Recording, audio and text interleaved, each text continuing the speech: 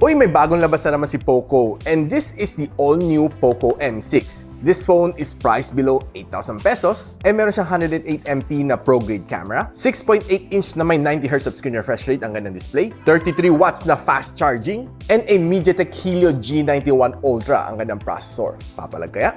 Alamin natin after this quick intro.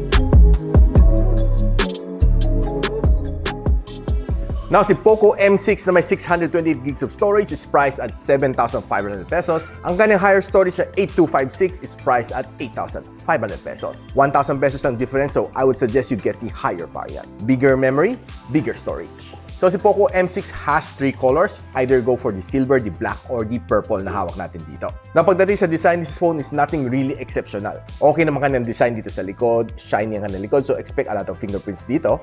Medyo may kunting kakapalan ng kanyang camera bump. So once na nilagay mo sa table, expect magwa-wobble siya. So I suggest you buy something like this one, Shandy Beetle case. And what's nice dito sa kanya is protected ang kanyang mga side. So expect mo pag nalaglag to sa kanto, protected siya. And pag hinila mo kanyang SIM tray, this is a hybrid one. So either go for dalawang nano SIM or isang micro SD plus isang nano SIM. Remember guys, this is 4G connected, hindi siya 5G. Pagdating naman sa kanyang bezel, symmetrical naman siya sa ibabaw at sa gilid, except medyo mas makapal lang sa ilalim. Hindi rin ganun kaliit ang kanyang punch hole dito sa harap. Now, sinabi ko sa inyo kanina, this one's being powered by MediaTek Helio G91 Ultra. And on day-to-day na basic task, kayang-kaya naman i-handle. Though hindi nga lang mataas ang kanyang Antutu benchmark score at 275,000 points. Ito ang kanyang breakdown scores. Loop score, 189 and 98% ang kanyang stability. Ito ang score na dito sa Geekbench. Okay naman kanyang thermal throttling and it throttled to 82% ng kanyang max performance. Now, this phone has a 6.8-inch na IPS LCD and meron din siya 90Hz of screen refresh rate and ang kanyang maximum brightness is 600 nits. Okay naman siya gamitin under the direct sunlight, yung katamtaman ng sunlight. Pero kung sobrang lakas na ng sunlight, medyo mahirapan ka na makatingin dito sa phone na ito. Just a word of precaution. And this phone has a DC dimming support and meron din siyang TUV Radeland na low blue light certification and flicker-free certification, ensuring yung better protection para sa inyong mga mata. So if you're scrolling dito sa Facebook and Twitter, expect mo okay na okay siya when you're scrolling dito dahil sa kanyang high refresh rate and the display is pretty decent as well. And I'm surprised na meron din siya level 1 na Wi-Fi security level dito sa DRM info na nakasulat. And if you're watching your favorite show naman sa YouTube, expect mo really good display dito. Probably not the best, hindi siya katulad ng mga AMOLED display na sobrang bright and punchy. Katamtaman lang display nito, you would definitely enjoy it together with your whole family. Now, pagdating naman sa sounds, this one only has one loud firing speaker. Let's test it out.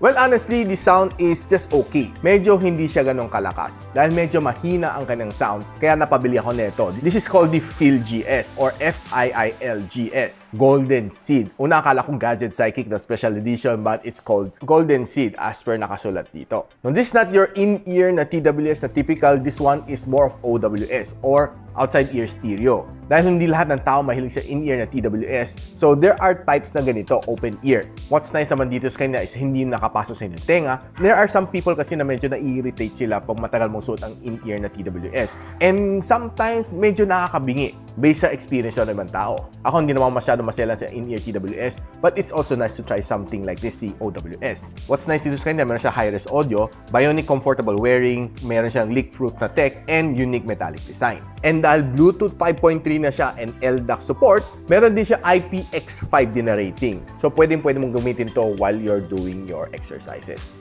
So what's nice dito sa kanya is parang nakahook lang siya dito sa tenga mo and it doesn't cause any irritability. Parang ka nakasuot ng salamin na glasses. Kasi baka pag sinabi ko salamin, akala mo salamin. Not that salamin. Salamin ng dalagang glasses. No? Eyeglasses to be exact. So based on my 2 weeks na testing, I would say sobrang okay niya. No? It is really good.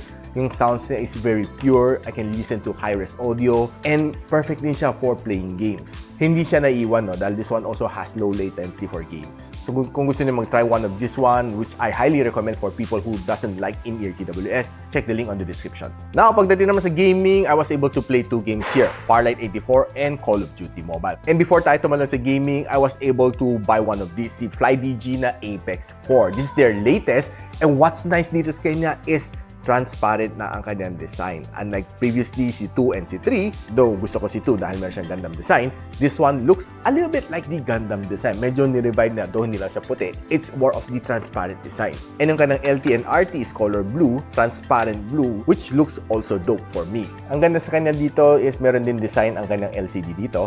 And may mga pailaw din dito. And going back to gaming, sa Call of Duty Mobile, expect mo okay ang kanyang gaming. I was able to play several rounds ng Battle Royale dito. And the gameplay was smooth, wala akong masyadong naging problema. And along the way, I was able to snag in quite a number of wins. And the display was quite decent. But yung kanyang sounds medyo bitin dahil single outfiring speaker. But you can always use a Bluetooth TWS like what I did, si FiiL GS. And this phone heated up to around mga 39 degrees Celsius based sa aking testing. Now, pagdating naman sa Farlight 84, you can set it to smooth the graphical settings. And the gameplay is okay. Though you would feel some lags along the way dahil sa kanyang processor, it's not the best one out there. The gameplay was okay at the first 15 minutes. Pero mafe-feel mo, it's going to be a little bit sluggish when you hit yung mga 20th and 30th minute mark. So after playing for 30 minutes, okay naman, nag-enjoy naman ako dito. And honestly, yung kanyang graphics is not the best. Though yung kanyang gameplay was quite okay, though there are some minimal frame drops along the way, but it's quite tolerable. After 1 hour of playing, itong phone nito heated up to 43 degrees Celsius. And while using the Flydigi Apex 4 sa gaming, expect mo it's going to be a lot more immersive. All you need to do is just put your phone on a phone stand and you can play using these controls. It gives you the extra flexibility, especially kung naglalaro ka ng mga adventure games like si Farlight 84. Pagdating naman sa shooting games, kailangan medyo masanay ka lang ng konti kasi medyo ibang aiming compared sa in-screen. Overall, the experience is really nice, so I highly recommend si Flydigi Apex 4. Link on the description. Now, let's talk about the camera nito phone nito. This one has a 108MP main camera sensor which can shoot you up to 1080p and 30fps and a 2MP na macro lens. Ang kanyang front-facing camera is 13MP which can also shoot you up to 1080 and 30fps. So right now, pag-usapan na natin some of the photos na na-capture natin using the POCO M6 and on outdoor condition. It was able to capture some nice photos, but except na siguro medyo mas blurred yung harap and nag-focus siya dito sa gitna. And what's nice naman dito sa kanya is that hindi saturated ang kanyang colors. More of the natural feel ang kanyang color science. Now, if you're taking some shots naman sa mga tall buildings, except na medyo gloomy ang clouds so wala kang makikita, sharp naman ang mga photos na makukuha mo dito sa kanya. So if you're taking some photos din ng mga flower shots on the outdoor, expect some really good shots from this one. And makita mo maganda naman kanyang separation ng subject from the background dito sa photo na ito. And equally nice din dito sa photo na ito. Wasn't expecting it to be this nice, but surprisingly, medyo magandang pagkakuha na dito sa photo na ito. And if you're using a normal lens na, this is how it looks like. Once na nag-zoom ka ng 3 times, this is how it looks like.